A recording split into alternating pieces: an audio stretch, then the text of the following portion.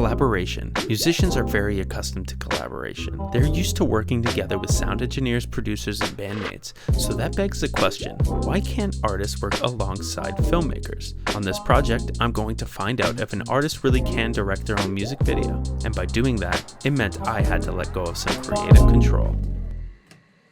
G'day, mate. This is Chris Tipsy. We've worked together on a number of different projects, and every single time we've worked together, we've made bangers.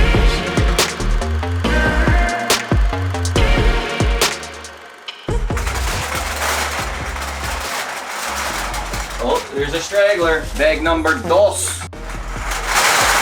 Stinks like fucking death. The basic concept behind this video was to celebrate his sobriety.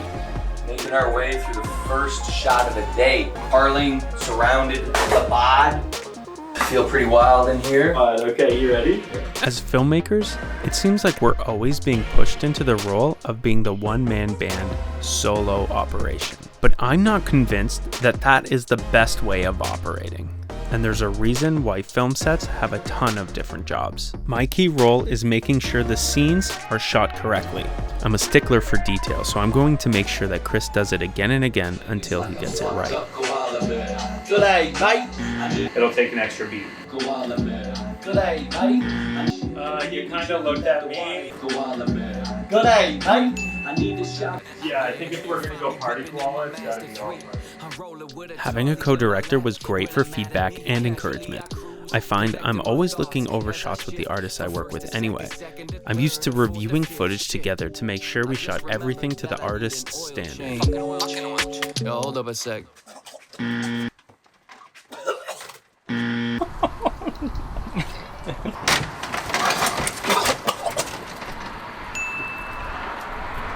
With the hat falling too? Dude, that was it. That was the one. Did you get it in the hat? That one slaps, no? That's gnarly barley, dude. Encouragement like this is always greatly appreciated. Here we are. Do it live. We'll do it live. We got the puke, goat meal, and we're now entering Campbellford, Ontario. Finding locations for music videos is 100% not my favorite part of the pre-production and planning process. This is the biggest area where I'm happy that Chris took the reins. We're on Highway 2, heading west. After some heartbreaking news about our initial locations, we had to work with what we could. Yeah, those will be helpful.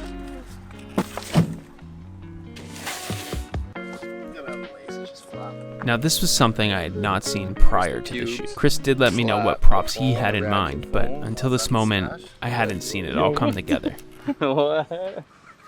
She goes, who are you supposed to be? She goes, who are you, the money guy? Just like the guy on Money, like George Washington. Working with non-actors is something I am used to. Rolling with a tolly in my lap. All right, I did not Jimmy Micah it. You can ask him. I'm pretty sure he may have Jimmy Micah that I'd be in any video he ever made. There was no Jimmy Micah. There might have been a Jimmy Micah. On set with Chris, I have many examples of meeting someone and then having to direct them minutes later. Looks too new. Luckily, Chris gave them a good heads up, so they knew exactly what they were getting into. I was waiting for you to give me the signal. Yeah. 3, 2, 1, action. Chris is a natural director. Hey buddy, how's it going?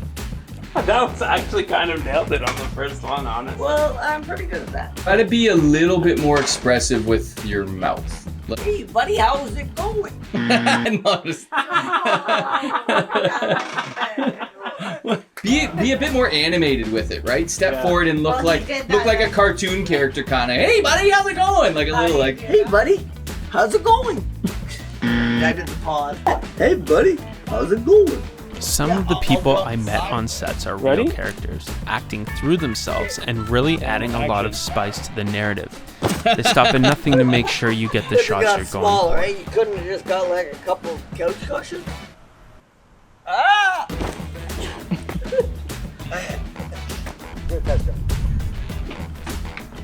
Ah!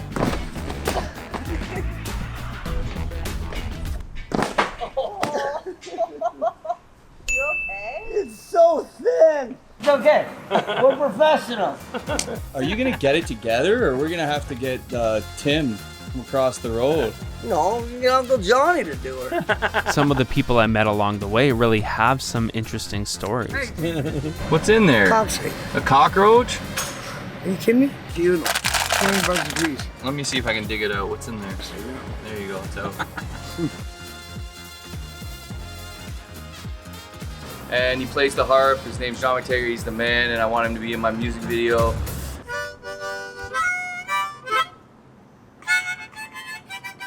I'm not about mines, brother. I'm trying to help people survive. And I gotta do the dudes to help me, help them get ahead somehow. Quit the dope.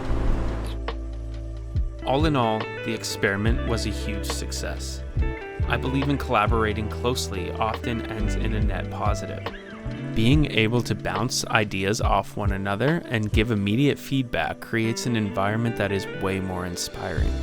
But it wasn't the only lesson I've learned through this experience. Because the moment I let Chris talk about his song, it all started to become clear. Clean and sober for almost 6 months, feel great, feel motivated.